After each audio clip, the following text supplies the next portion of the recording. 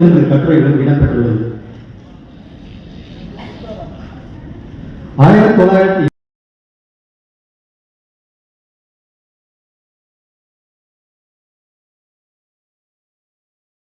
இப்போது 3000 ரூபாயாக வழங்கப்பட்டுக் கொண்டிருக்கிறது என்பதையும் அறிவித்தோடு தெரிவித்துக் இப்படி சித்த மருத்துவத்தின் வளர்ச்சிக்காகவும் மேம்பாட்டிற்காகவும் என்கின்ற வகையில்தான் நம்முடைய மாண்புமிகு முதல்வர் அவர்கள் அதற்கான காரியத்தை செய்தார்கள்.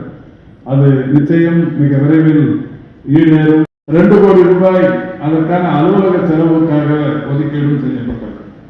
அந்த வகையில் அந்த 2 கோடி ரூபாய் செலவில் அண்ணா நகரில் இருக்கிற அந்த சித்த மருத்துவ வளாகத்தில் ஒரு அந்த பல்கலைக்கழகத்திற்கான துணைவேந்தர் அறை, பதிவாளர் அறை போன்ற பல்வேறு கட்டமைப்புகள் மேம்படுத்தப்பட்டது. இந்த பல்கலைக்கழகம் எங்கே அமைய வேண்டும் என்று முடிவெடுத்த போது மாதவரம் பால்பண்ணை பகுதியில் ஒரு 25 ஏக்கர் நிலம் கையகப்படுத்தப்பட்டு அங்கே இந்த பல்கலைக்கழகம் அமைப்பதற்குரிய நடவடிக்கைகள் எடுக்கப்பட்டது. சட்டமன்றத்தில் நிறைவேற்றப்பட்ட மசோதாவை 28/4/2022 அன்று மாண்புமிகு ஆளுநர் அவர்களின் ஒப்புதலுக்காக அனுப்பி வைக்கப்பட்டது. மேலக ஆளுநர் அவர்கள் உடனடியாக ஒப்புதல் தந்திருந்தால் இந்நேரம் தமிழ்நாட்டில் சித்த மருத்துவ பல்கலைக்கழகம் தமிழ்நாட்டில் அமைய பெற்றிருக்கும். ஆனால் என்ன காரணத்தினாலோ ஆளுநர் அந்த சித்த மருத்துவ பல்கலைக்கழக மசோதாவுக்கு ஒப்புதல் தராத காரணத்தினால் இந்த அளவும் அந்த மருத்துவ பல்கலைக்கழகம் அமைக்க முடியாத நிலை என்பது இருந்து கொண்டிருக்கிறது. மேலக ஆளுநர் அவர்கள் 2022ஆம் ஆண்டு நிறைவேற்றி அனுப்பப்பட்ட அந்த மசோதாவை சட்ட முன்வடிவை குடியரசுத் தலைவருக்கு அனுப்பி வைத்தார்கள்.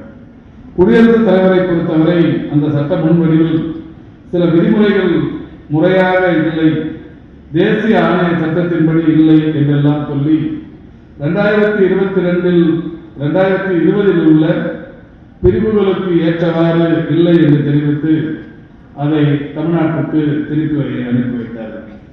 மாண்புமிகு தமிழ்நாட்டின் முதலமைச்சர் அவர்கள் மேலக ஆளுநருக்கு அனுப்பி, மேலக குடியரசுத் தலைவருக்கும் அதை அனுப்பி, திரும்பவும் அங்கிருந்து சில திருத்தங்களை அனுப்பிய காரணத்தினால் மீண்டும் அதை அந்த சட்ட முன்வடிவை சட்டமன்றத்தில் குறிப்பாக கடந்த மாதம் ஜனவரி 8ஆம் தேதி திரும்ப பெறப்பட்டது என்பது உங்களுக்கு தெரியும். ஒரு முறை திரும்ப பெறப்பட்டால் மீண்டும் அந்த சட்ட முன்வடிவை ஆளுநருக்கு அனுப்பி நிறைவேற்றிக் கொள்ளலாம் என்கின்ற வகையில் திரும்ப பெறப்பட்டிருக்கிறது. எனவே மீண்டும் அடுத்த மாதம் நடைபெறவிருக்கிற சட்டமன்ற கூட்டத்தொடரில் சித்த மருத்துவ பல்கலைக்கழகத்திற்கு ஒரு சட்ட மசோதா நிறைவேற்றப்பட்டு ஆளுநருக்கு அனுப்பி கட்டாயம் தமிழ்நாட்டில் முத்துவேல் கருணாநிதி ஸ்டாலின் அவர்களால் சித்த மருத்துவ பல்கலைக்கழகம் தமிழ்நாட்டில் உருவாக்குவது உறுதி என்கின்ற வகையில் இந்த பணி இப்பொழுது நடைபெற்றுக் கொண்டிருக்கிறது. இந்த அரசு பொறுப்பேற்றதற்கு பிறகு குறிப்பாக இந்த பல்கலைக்கழகமே கூட இதுவரை இந்த பல்கலைக்கழகத்தின் வரலாற்றில் இவ்வளவு மாநாடு இந்த ட்ரெடிஷனல் பாரம்பரிய மருத்துவத்தில் என்ன முக்கியம், மாடர்ன் மெடிசனுக்கும் இது நவீன மருத்துவத்துக்கும் என்ன ஒரு பெரிய வித்தியாசம் என்றால் ஒவ்வொரு நோயும் அணுகுமுறை என்பது அதனுடைய டிஃபரெண்ட். இதனுடைய அணுகுமுறை என்பது முதலில் இதனுடைய உறுப்புகளை பாதுகாத்துக் கொள்கிறது. And their efficacy has been mentioned in those books. You can get license directly on the reference given by the textbook. So that is the schedule books. We call first schedule of the Drug and Cosmetic Act. So in that only 22 Siddha books were there. So whatever there in remaining books, if that formulation you have to use, you cannot come under classical license product. So suppose one person has taken it as a proprietary category, another person cannot manufacture that. That was the drawback in that problem.